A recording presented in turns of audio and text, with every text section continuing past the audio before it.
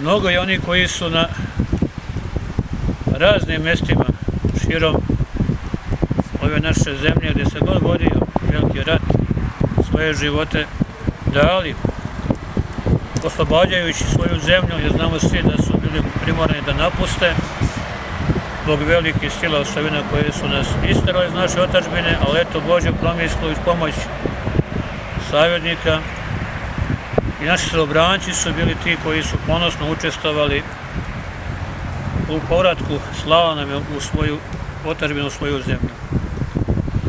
Naši preci su se 1925. godine odužili na taj način što su njihova imena ispisali i postavili ovu spomen ploču na hram sveti koja je tada i osvećena. I evo već godinama se u ovo vreme, novembru, hladnome, sjećamo njih i zahvaljujemo se njima za ono što su darovali, što im je najvrednije, to je njihov život. Neka im je večna slava i hvala u Gospodu u sve vekove vekova. Amin.